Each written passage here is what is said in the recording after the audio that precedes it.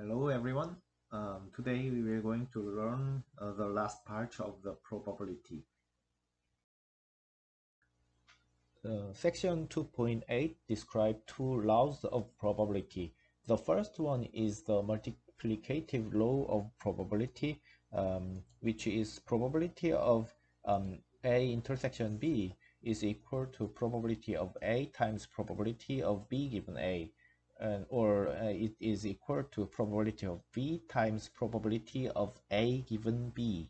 And actually this is from the definition of conditional probability. And if you from this line, if you divide probability of A in each side, you can get the definition of probability of B given A. So and if A and B are independent, then probability of B given A becomes probability of B. So this is also true. And the second part is the additive law of probability. And the additive law of probability is that probability of A union B is equal to probability of A plus probability of B minus probability of A intersection B. Okay. Let's prove the first law, the multiplicative law of probability. By definition of the conditional probability, probability of A times probability of B given A, this part becomes this by the definition of conditional probability, and the probability of A cancels and it results in probability of A intersection B. And if A and B are independent, then by definition of independence, the probability of B given A becomes probability of B. So this equation holds. Here describes extension for three sets. So in here, probability of A intersection B intersection C. Actually, this is if we think of this A intersection B as a new set, maybe Z, then probability of Z intersection C is equal to probability of Z and times probability of C given Z by using the law. And then this thing can be this thing probability of A given B. This becomes a probability of A times probability of B given A. So this is extension for three set case, and this generally it can be extended for k sets, probability of A1 intersection probability of A2 and intersection and probability of AK. This can be expressed as probability of A1 times probability of A2 given A1 times probability of A3 given A1 intersection A2 and if A's are independent in the general case, this thing becomes this probability of A1 times probability of A2 times probability of AK. Because if A's are independent, this thing becomes probability of A2. And if all the events are independent, this thing becomes probability of A3. I will not go details for this, but I think you can prove these. Okay. The second law of probability is the additive law of probability, and which is probability of A union B is equal to probability of A plus probability of B minus probability of A intersection B. And how can we prove this?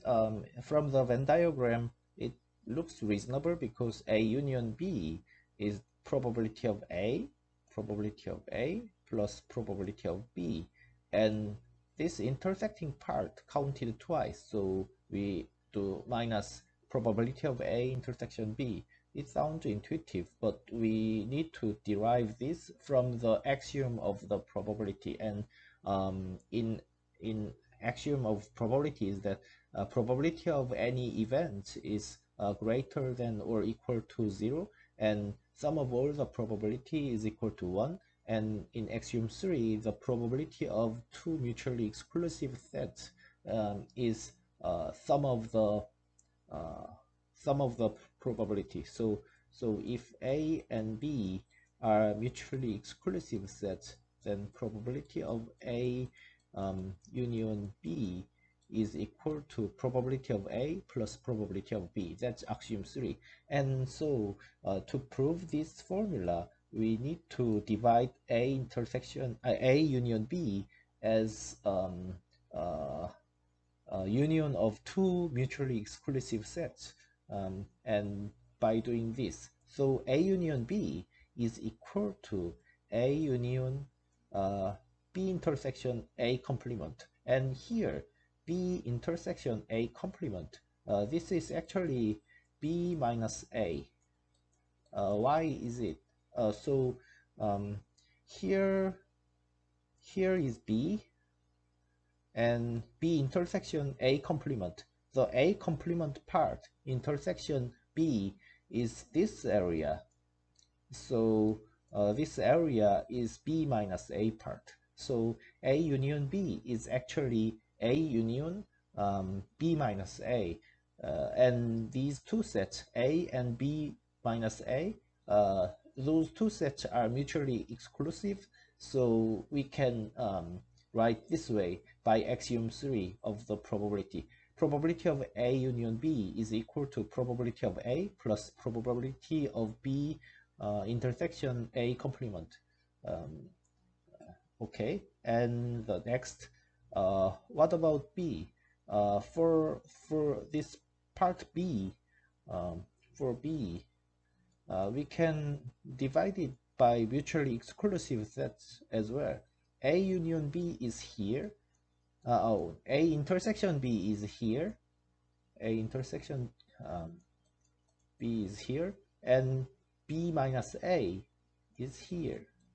So B is equal to A intersection B union B intersection A complement. So probability of B, since these two sets are mutually exclusive, probability of B is probability of A intersection B plus probability of B intersection A complement.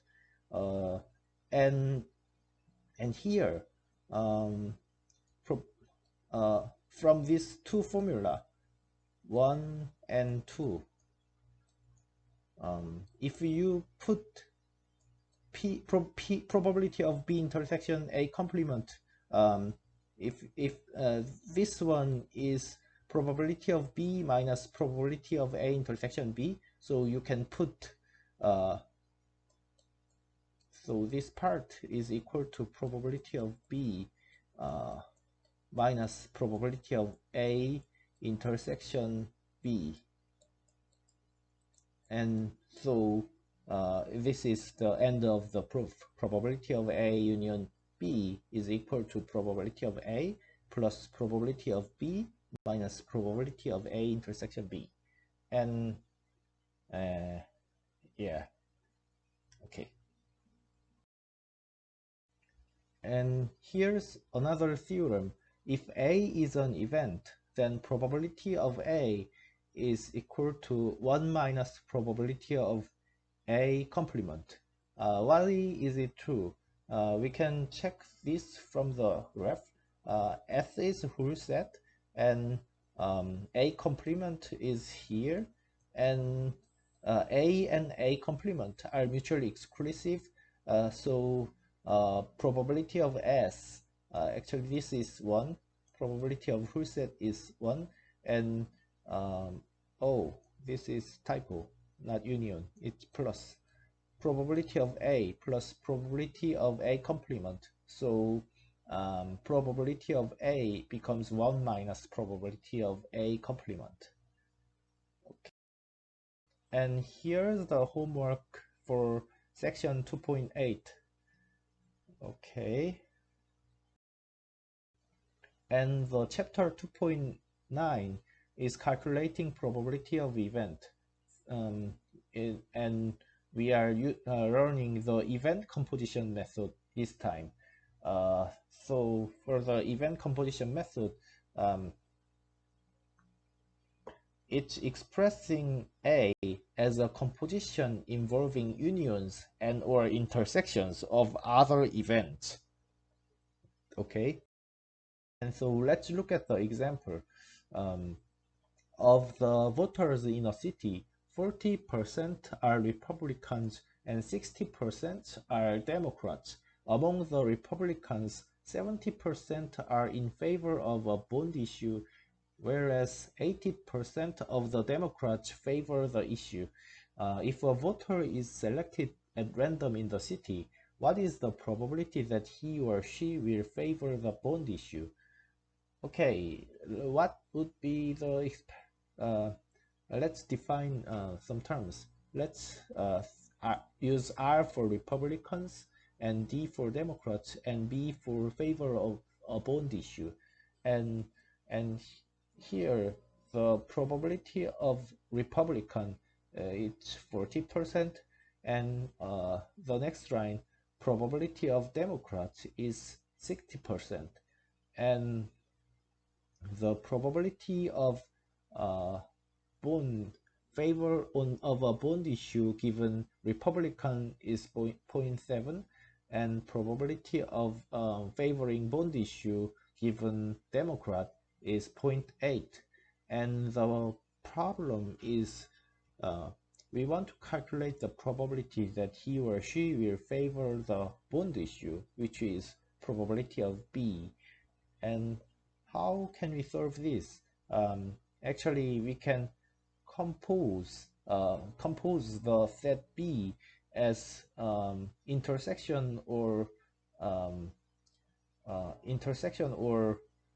union of the set operation. So here in the graph, here Republican, Democrats, and actually in the textbook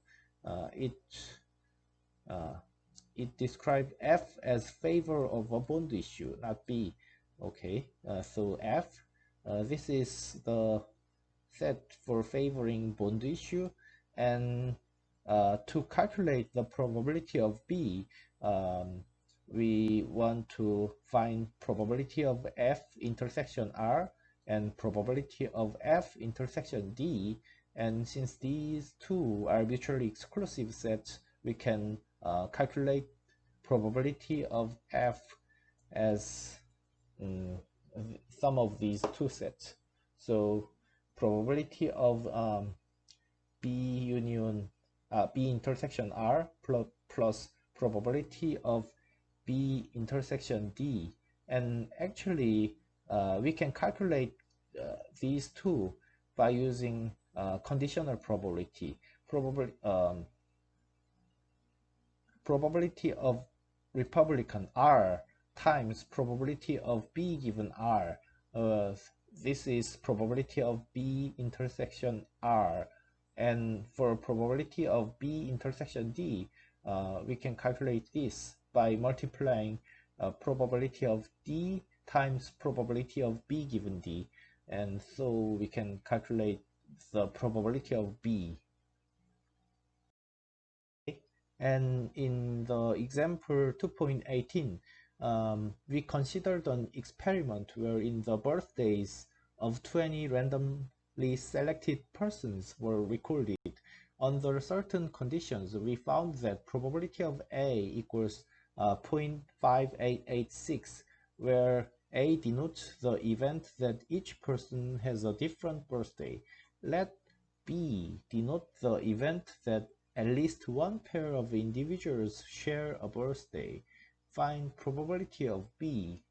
And so actually the thing to here, yeah, we should catch this thing. The event B denote the event that at least one pair of individuals share a birthday, and actually this set B is complement of A. So when we are listing 20 randomly selected birthdays, there's only two possible ways. The A, every birthdays are different, or at least one pair of individuals share a birthday. Those two are complements, so the event B is a complement, and so the probability of B is 1 minus probability A, and which is 0.4114. And here describe the steps used in the event composition method. The first step is define the experiment, and the second step is visualize the nature of the sample point. And so it's like thinking about simple events, and or thinking about the probability of that event or something like that. And the third, write an equation expressing the event of interest. So in the third part, we are describing our event of interest, and by using event composition method, we are describing the set as set compositions of the okay. And the fourth, apply the additive and multiplicative laws of probability to the compositions obtained in step 3 to find the probability of an event. Okay, this is the steps to calculate the probability by using event composition method. Let's look at example 2.20 for example. It is known that a patient with a disease will respond to treatment with probability equal to 0.9 if 3 patients with the disease are treated and respond independently. Find the probability that at least one will respond. Okay, then here, what's the definition of the experiment? The first step is that define the experiment, and which is 3 patients with the disease are treated and respond independently. That's that's our experiment.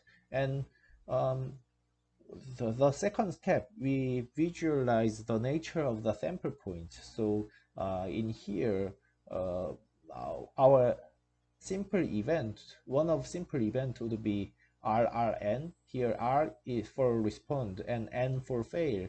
Then one simple event would be RRN. And here also the probability of one have respond is 0.9. And the third, write an equation expressing the event of interest. So the event of interest is that probability that at least one will respond. So this is complement set of no one will respond. So let's describe two events. The event A is the set that we are interested in. At least one of 3 patients will respond, and actually this event A is complement of no one is responding. So let's describe B this way. Let's describe B1 as the first patient will not respond, and B2 as the second patient will not respond, and B3 as the third patient will not respond. And B1 union B2 union B3 will have no one will not respond. No one will respond. Okay, so apply the additive and multiplicative laws of probability. So here, probability of A is equal to probability 1 minus probability of A complement, and actually the A complement, no one will respond, and that is probability of B1 intersection B2 intersection B3. And actually, since these B1, B2, and B3, since they are independent, we can calculate this as a probability of B1 times probability of B2 times probability of B3, and probability of B1 is 0.1. So the probability for probability of A is 0.999. Okay, let's move on to example 2.21. Observation of a waiting line at a medical clinic indicates the probability that a new arrival will be an emergency case is p equals 1/6. Find the probability that the rth patient is the first emergency case. Assume that conditions of arriving patient represent independent events. Okay, and what is the experiment here? Here, the experiment is observation of a waiting line. And what would be the simple event then? So for the simple event, we can describe it this way. Here's a sequence of R items, and so this is first item, second item, and rth item, and character E for emergency and character N for not emergency, and also the probability of an emergency case, it is 1/6. That's our visualization of the nature of the sample point. And the third, write an equation expressing the event of interest. The event of interest is that we want to find probability for the rth patient is the first emergency case. So we define this event. EI is the ith patient is the first emergency case for I equals 1, 2, and etc. And so our interest is ER. So we are interested in calculating probability of ER. And let's define other events as well. So to rth patient is the first emergency case, then the necessary condition is that the first patient and second patient and all the patients above the rth patient, they should be not emergency case. So we define these sets. Define AI to denote the event that the ith arrival is not an emergency case. So to describe ER, we can write it this way. ER, it is the rth patient is the first emergency case. So the first arrival is not emergency, second arrival is not emergency, third arrival is not emergency, and r minus 1th arrival is not emergency, and then rth arrival is emergency case. And so and by applying the additive and multiplicative law of probability, we can write this thing as this. The probability of ER equals these by extension of the multiplicative law, and also because these AIs are independent, this becomes probability of A1 times probability of A2 times probability of A R minus 1 times this thing. So the probability of this is 1 minus P to R minus 1th and times P. Okay. And homework for chapter 2.9 is 2.115 and 2.117 and 2.120. Let's move on to chapter 2.10, which is the law of total probability and Bayes rule. So for definition of 2.11, here's the definition for partitions. So here B1 to BK are partition if two of these conditions hold. So every BI's, every set B's are mutually exclusive, and the union of every set is the total set. So in that case, BI's are partition. And actually, we can see this figure.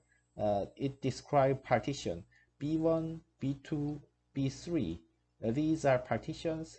The sum of these B's, sum of union of B1, B2, and B3 is the whole set S, and also every B1 and B2 they are mutually exclusive, and every pairs of BI's they are mutually exclusive.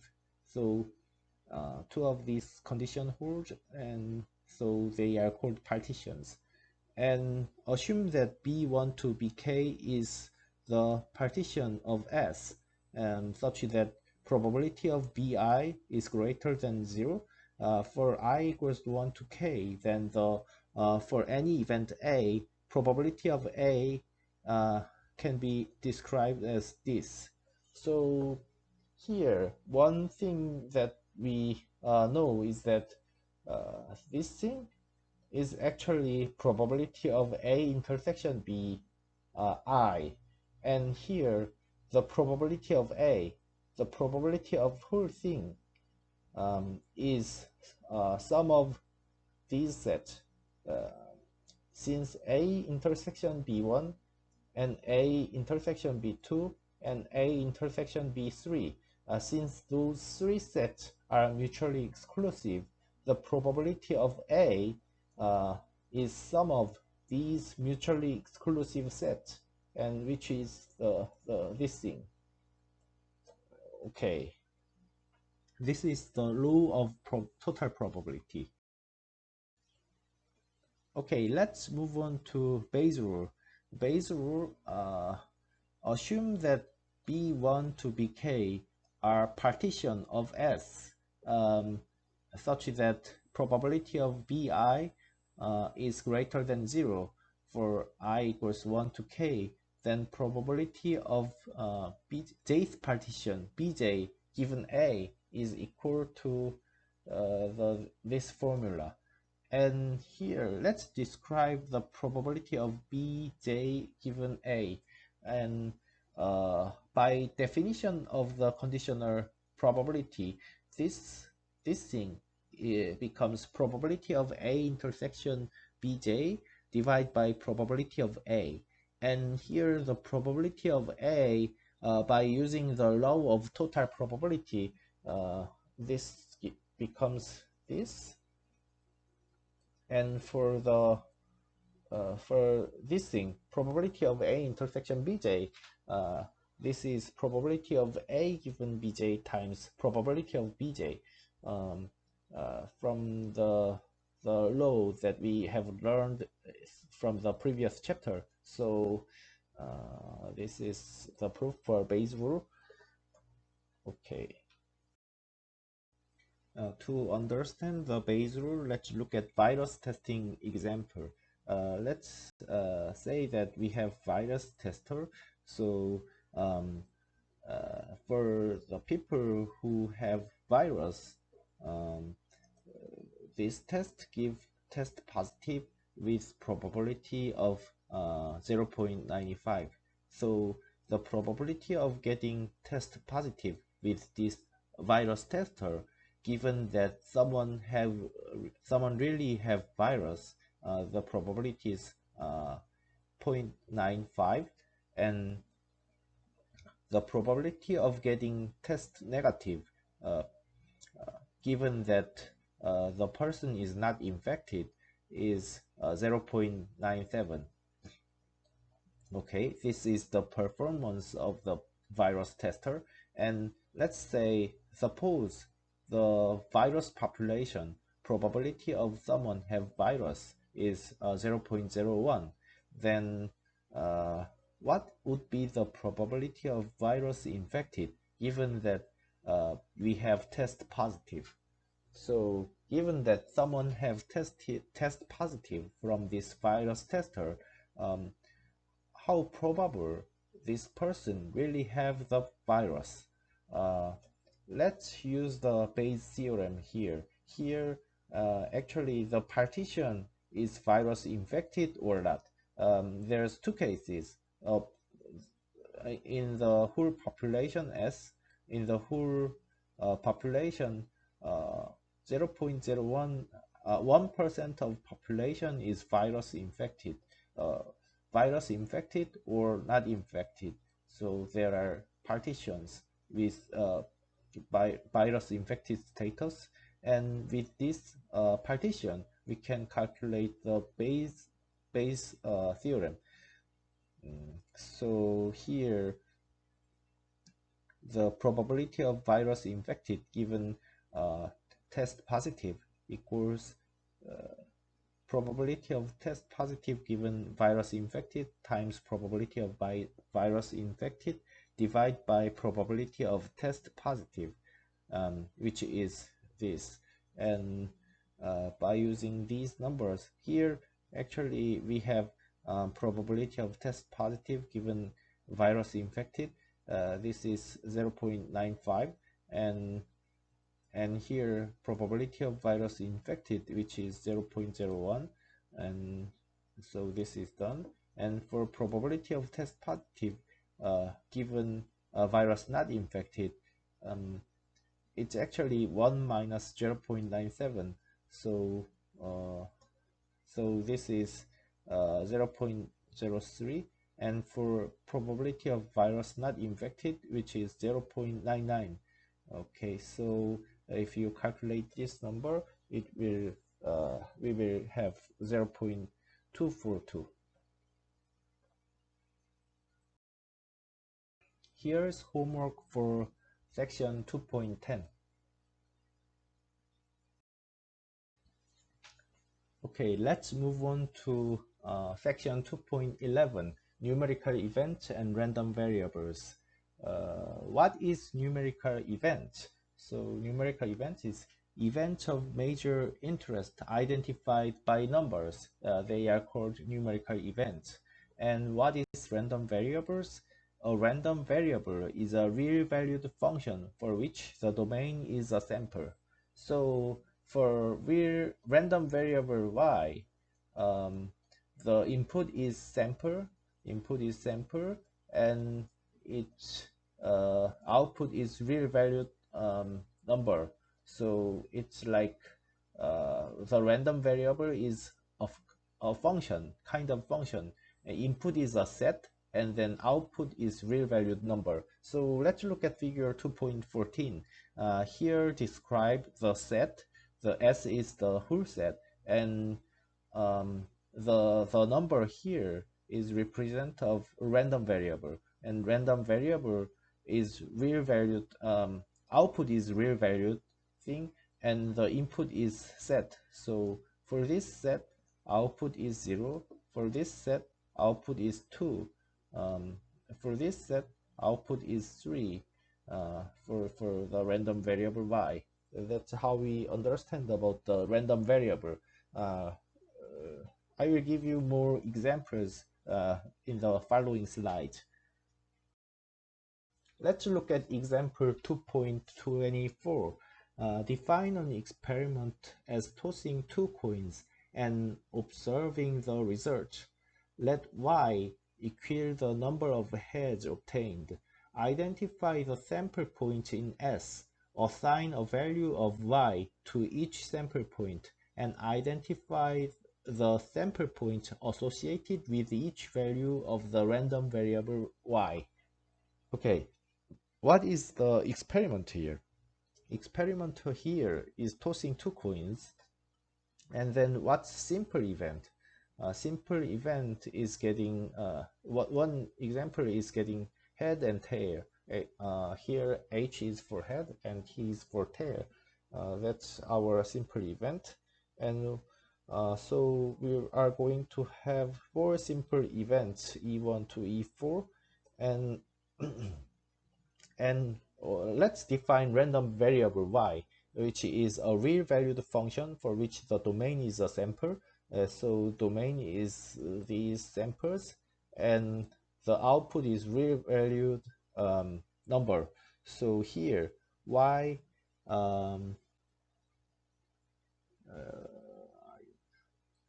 so here y equals the number of heads. So let's describe y.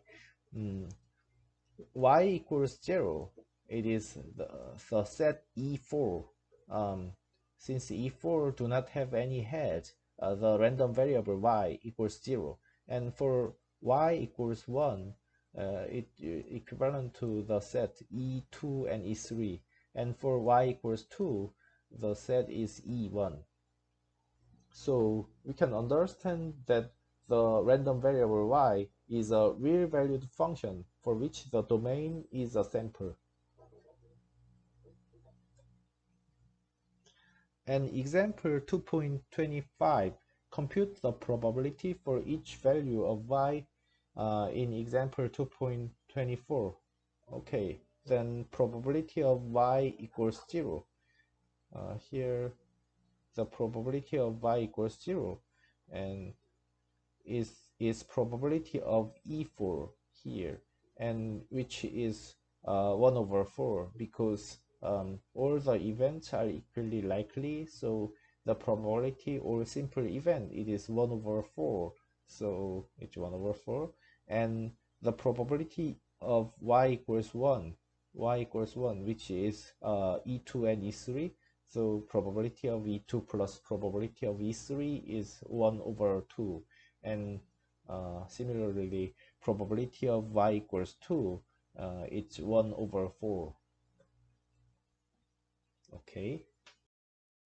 And for the homework for chapter 2.11, it's we have two homeworks. The next section is random sampling. A statistical experiment involves the observation of a sample selected from a large body of data that is called a population, and the measurements in the sample are then employed to make an inference about the characteristics of the target population. And the definition 2.13 is let n large n and small n represent the number of elements in the population and sample respectively. If the sampling is conducted in such a way that each of the n choose n samples has an equal probability of being selected, the sampling is said to be random, and the result is said to be a random sample. Okay. That's the definition of random sampling, and actually this is all for section 2.12. Okay, finally this is the end of the chapter 2, and here's the homework for supplementary exercises. There are 5 of them, and from next lecture we're going to move to chapter 3. Thank you.